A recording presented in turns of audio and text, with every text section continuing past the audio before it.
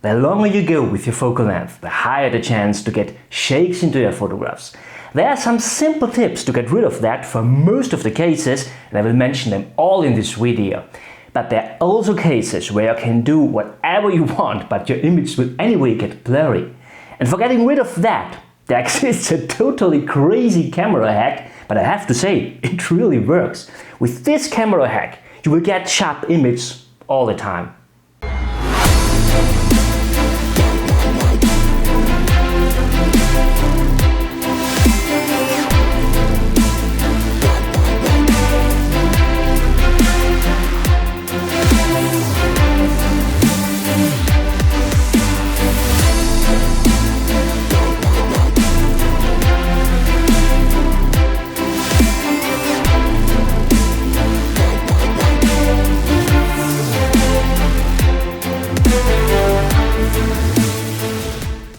Hi my friends, very nice to see you. It is so fantastic. I made a poll recently. I simply wanted to know how experienced my audience is, you obviously, and quite interesting is, around 50% of you are really experienced. And that's good because this allows me to go a tiny bit further in my videos, but anyway holding them interesting and useful for beginners as well. And the advantage of having experienced photographers in my audience is that there are sometimes quite useful tips in my comments below the videos. And so I got a really good tip for long lens photography, a camera hack that is maybe a tiny bit crazy to be honest, but it really works. Well, what is the problem with long lens photography? And I mean, it's obvious, the longer you go with your focal length, the less gets the angle of view. And let's just take an extreme example. For 600mm like this here for instance, you have an angle of view of just around about 4 degrees, and that's not much. I mean, whenever there is a tiny bit of wind, a shake over just a half degree will make your image doing something like that or that, and you really can see this movement in your camera display. That's really crazy. But it can also be already a problem with 200mm or even below. I mean, long lens photography is so good for landscape photography. You can pick out multiple compositions from one and the same camera position, and you get an amazing sense of compression in your image. And before I will show you the camera hack that will lead to sharper image, let me give you some simple tips what you can try first without using the hack. Well, the most obvious way is by getting a shorter shutter speed. You can increase your ISO, you can open the aperture, but there are limits. I mean, you can't increase your ISO endless, and you also can't open the aperture endless. It will affect your image by ISO noise, or maybe the depth of field is not enough when you open your aperture all too much. You can also use image stabilization. That's really a good tip, and also when you're shooting on a tripod, by the way. This really helps, but you don't get rid of micro vibrations.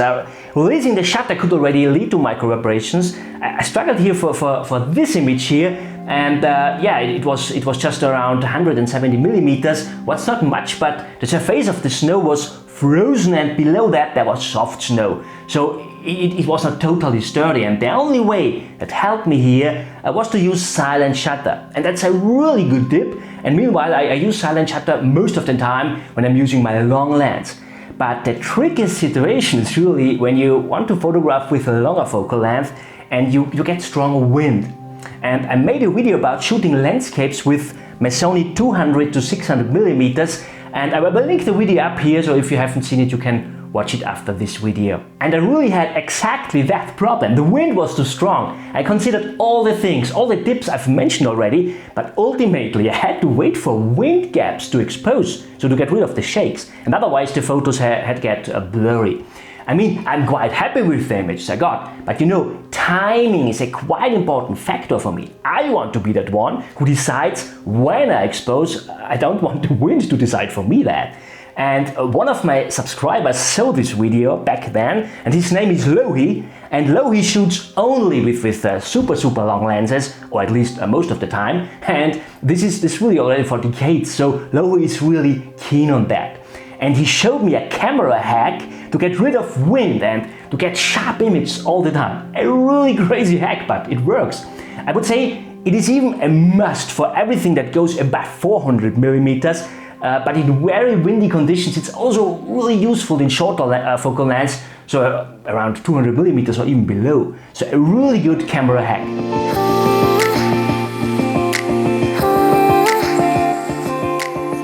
Well, what is this hack? We have this chain here, we have a screw, we have a carabiner, we have an Acker Swift mount and a wire cutter, and it's all about mounting our camera on this chain.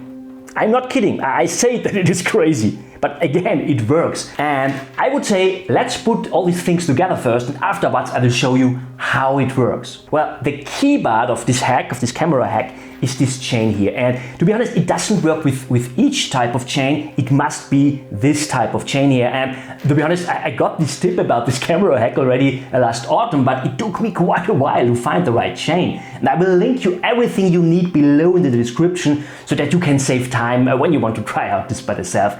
And I think all in all I spent not more than maybe 40, 50 euros or something like that. So definitely not the biggest investment ever, but yeah, for getting stunning sharp photographs, it's not all too much, I think. Okay, let's put it together.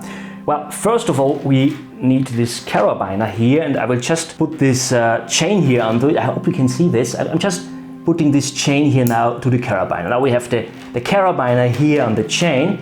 The next thing I will do is I will screw this screw here. So this is a normal screw with something like that here, so that we can fix the chain here afterwards.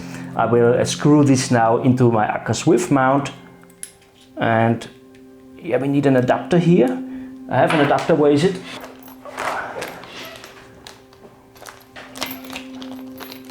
But this adapter was already included with this mount. I just have to screw the adapter on it. Yeah, I have two left hands. It's always why do I do a video like that? So now I just screw this screw here into this mount. We have fixed it here, and now I just have to put the carabiner here into this here, and yeah, we can mount our camera here. So I'm finished here with my chain now, and this is how it looks finally. And I would say, to show you now how it works, let's go out in the field and let's try and take a shot.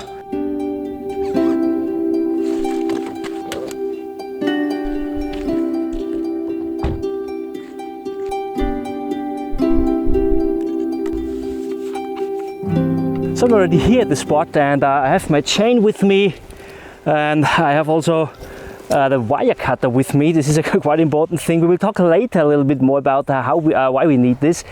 And what I picked out is a spot where we have a fantastic view to more mountains. So this mountain back there is around about 5 kilometers in the distance. This is around 6 kilometers, and at the other side, this is the best of all, but yeah, it's around 10 to 11 kilometers away, but it is totally in clouds, and yeah, it was raining before.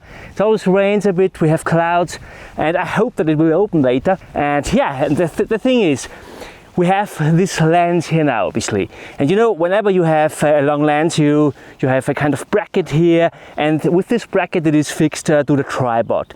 And the problem is, when here gets wind onto the lens, and the longer the lens is, you get a kind of a leverage effect. And I have also this lens hood here on. It makes it quite longer, and the reason therefore is it's raining a little bit. I want to protect the glass so that I don't have any water drops on the lens, obviously. And with this leverage, the longer the lens is, the more shakes I get with the same amount of wind. And to get rid of that, I mean, obviously, if we would have a second bracket here to fix the lens on the tripod or something like that, we would get rid of that. And the idea is now just to give it more stabilization. I take my chain here now, and you see it's really important which chain you take. It doesn't make noise or something like that. I can really take it out. I put it up to the camera, I fix it here, and the only thing I have to do now, I have to step gently. This is really important. I have to step gently onto this chain now, just gently. Really be careful here. When you give too much pressure, the camera would break down or something like that, and the lens mount would be damaged. So we don't want to have that. So we want to have a tiny bit of tense here, and you see when I'm doing that, the composition changed a tiny bit. So I step I step down now, up again, down now, up again. You see, it changes. And so what I will do now to compensate that, I can zoom out a tiny bit. And what Lohi does is he tilts the lens a tiny bit more down just to compensate for that. I mean, I don't have really a composition here now, I just point to the mountain face.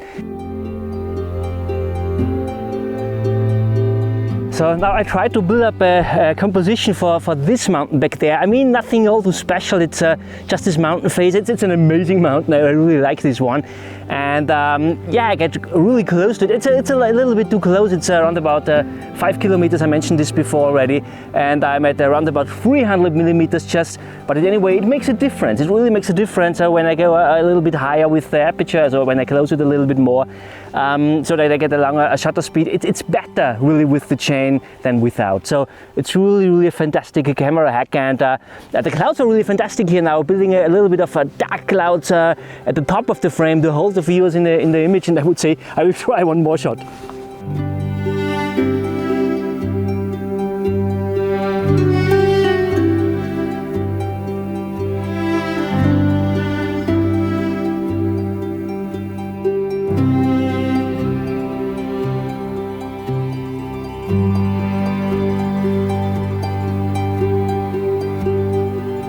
It is absolutely amazing.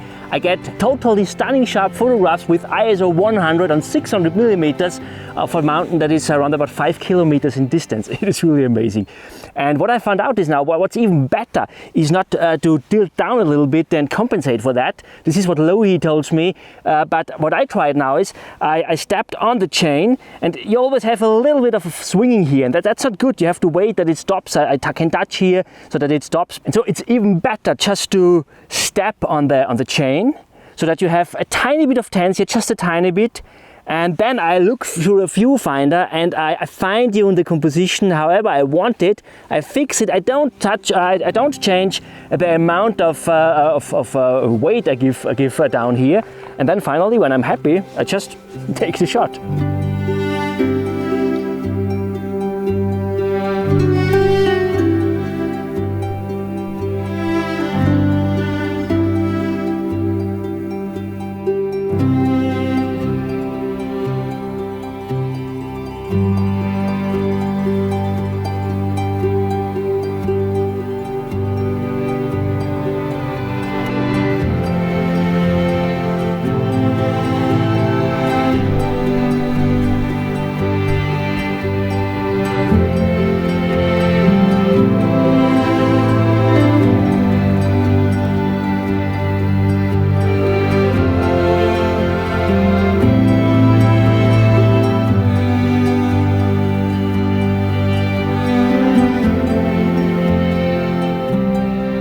So it was all about building up a rough composition, stepping at the chain, fine-tuning the composition, and yeah, it was at 600 millimeters, and I got a really sharp photograph, and I'm really happy about it. So big thanks to Lohi for telling me this really amazing camera hack. I'm blown away by that. And the question is, will I always have this chain with me? And yeah, probably not. I mean, I also don't have my 200 to 600 millimeters lens all the time with me. Therefore, it's too heavy, to be honest. And the chain is not all too heavy. It's I'm not sure. I mean, it's a 3 meters chain. It's really light. It's not really weight, so you could take it always with you. I think I will use it. I will take it with me when I have my 200 to 600 millimeters lens with me. So the question is now, what are we doing with the wire cutter? And yeah, maybe you guessed it already. It is a 3 meters chain. And yeah, we just have to shorten it a little bit. And Lohi said something like, it's good to have it a little bit shorter than 2 meters. I think it's maybe better to have it a little bit longer than 2 meters, 2 meters and 10 or something like that. Yeah, I mean, it depends on the height of the tripod and your height. I'm not the biggest photographer in the world, but yeah, however, I think I will cut it at 2 meters and 10. It's easier to cut it again afterwards than make it longer. If you have any crazy camera hack, or if you know about any camera hack that is interesting for landscape photography, just leave me a comment below. It will really interesting. My friends, I hope you enjoyed this video. If yes, please give me a thumb up, not with the wire cutter. And thank you so much for watching. See you next time. Bye.